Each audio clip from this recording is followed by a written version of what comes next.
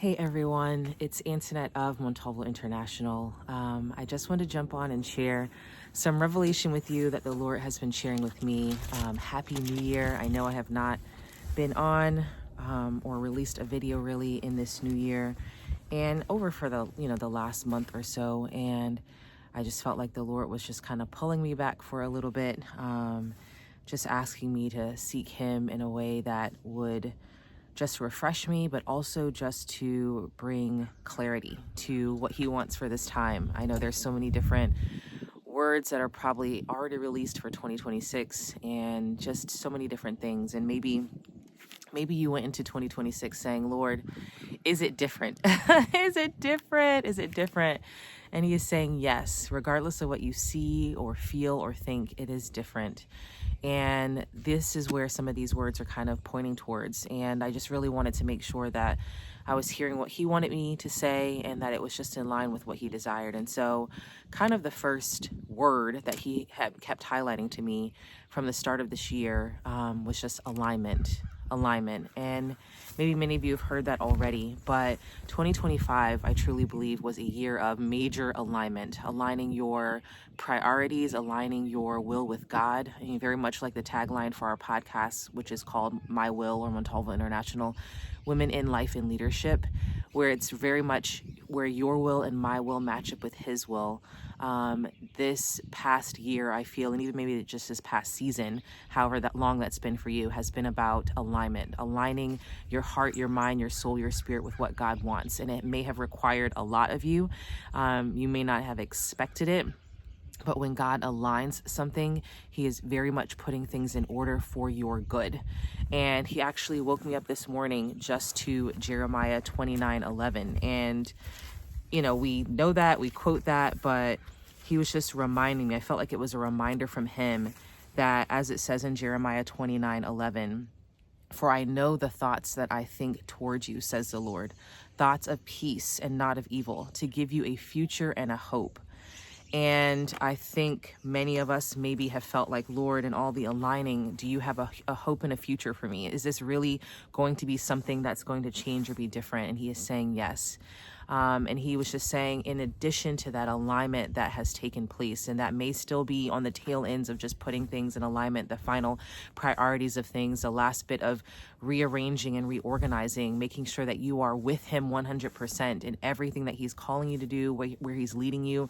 Sometimes it's not even about a major calling, but it's just deepening your understanding and faith and trust in Him, aligning your thought process with Him, aligning your perspective with Him, aligning what you know about Him to match His word and not based off of circumstances or situations around you. But He was saying that alignment has produced a time of refreshing. That alignment has produced a time of refreshing. And it may have felt like, Lord, where's the refreshing?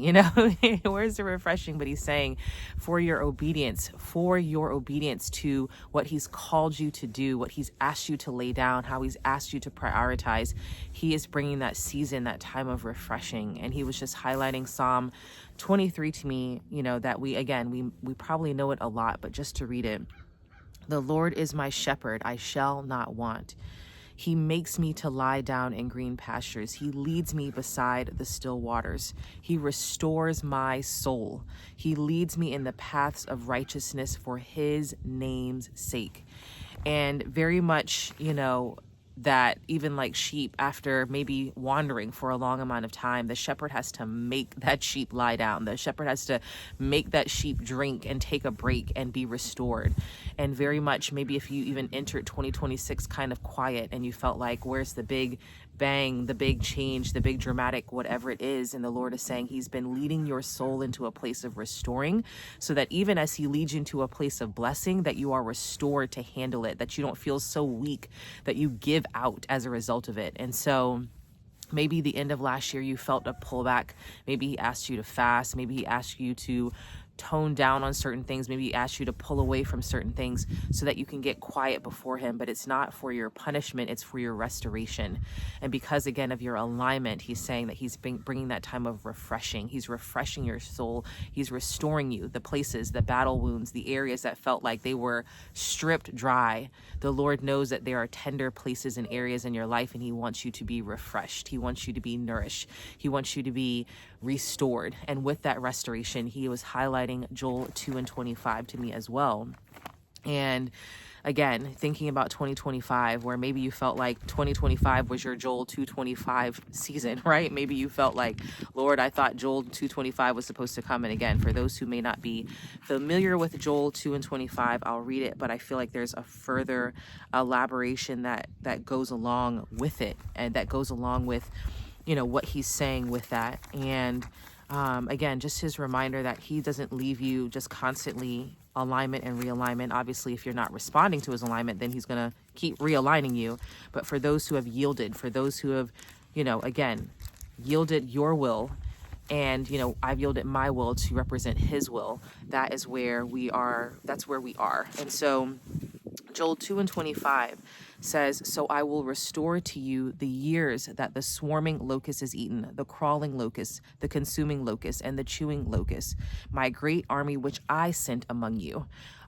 Which is always interesting, because it's like, maybe God allowed. I'm not saying that he wants hurt or harm for you, but maybe there were certain things that were permitted in order for you to get your focus in. I'm not saying that's the only way he gets your attention, but there are moments where he has to dramatically get your attention so that you say, you know what, I'm going to go this way. Just like a shepherd, when it says his rod and staff comfort us, that rod of correction is not a pleasant feeling all the time, but it's to make sure you don't go off a cliff. It's to make sure you stay on the straight and narrow, because he knows as things get more and more narrow, you're going to want to jump ship. You're going to want to look for something to spread out. And he's saying, stay on the straight and narrow path. And as a result of it, I'm restoring to you the years, not 1 year, because you may have been in a season where it's been multiple years of alignment and realigning, but he's saying I'm restoring years now. But the beautiful thing in verse 26 of Joel 2, it says, "You shall eat in plenty and be satisfied, and praise the name of the Lord your God, who has dealt wondrously with you." And maybe you felt like, okay, I know you're restoring the years, and maybe I've been seeing something restored. Maybe he start from the inside out first. He's restoring your mind. He's restoring your soul. He's restoring your relationships. He's restoring your health. He may have required, very much like he required with me, to be consistent with certain things, that he's saying, this is how restoration comes. I have to build in a system inside of you first in order for you to receive the restoration, because otherwise restoration on top of weak foundation is just going to crumble. It's not going to do anything. Imagine a building being restored, but the foundation was never restored. Only the top was restored, but the foundation never got put in order. If that happened, doesn't matter what you did on the top half of that building, the bottom is still going to crumble. And so he's been laying the foundation, restoring things, so that as you receive, what he says, the plenty, the satisfaction, because he's already dealt wondrously with you. He's already dealt with you. That is what he's bringing. So his name can be praised. And again, just like Psalm 23, it was about his namesake. In Joel 2:26, it's about his namesake. He is restoring you for his namesake. He is doing this for his namesake, because he is a good father and he has good things and good plans for you. The other piece, in addition to that alignment and refreshing and restoring, is that he gave me a dream probably about 2 nights ago, maybe 3 nights ago now, where in that dream, the only thing I remember from it is that he was saying, don't you know the old is gone and the new is here? Don't you know that the old way has gone and the new is here? And again, we know very much of Isaiah 43:18-19, where it says, forget the former things, the old things have passed away. But actually, even after he gave me that dream, I kind of forgot about it almost. But he reminded me, I was just reading Isaiah 42 actually. And Isaiah 42 has similar language to even Isaiah 43. And let me see if I can find it really quickly, but it was kind of that same thought process of that he is bringing in the new. And it's Isaiah 42:9, and it says, behold, this is Isaiah 42, not 43. Isaiah 42:9 says, behold, the former things have come to pass, and new things I declare, bring forth, I tell you of them. And so even right now, he's saying the old things have passed away. And like I said, in this dream, I was saying the old things have passed. Don't you know the old things have passed away? Don't you know the old things have passed away? And he's saying the old things have passed away. They have gone. They are gone. The new is here, very much like he said in Isaiah 42:9. The new is here. He's declaring, behold, the new thing is here. And so I just encourage you to recognize and embrace that. The old way, the old understanding, the old mindset, the old season, it has passed. The former things are gone, and now the new is here. And he's encouraging you, he's declaring you to say, the new is here. The new is here. The new is here. So that alignment is producing refreshing. That refreshing brings restoration because the foundation is restored. And because of that restoration, we know that it's because the old things have passed. Even when you're restoring something, you got to scrape off some of the old in order for the new. And he's saying, now declare the new thing. It may feel like, Lord, I don't even know how to handle new right now because I'm still just trying to repair from old. But he's saying, don't you know, old is already gone. It is gone. You're not bringing old back. But the new is here. So declare the new forth right now in your season and what he is saying and what he is doing, what he desires for you in Jesus' name. So I just pray for those who are in this new year, who are standing at this threshold of the new year. Maybe you've already crossed into it and saying, Lord, how do I move forward in this? There's been so much rearranging, so much realigning. What do I do now?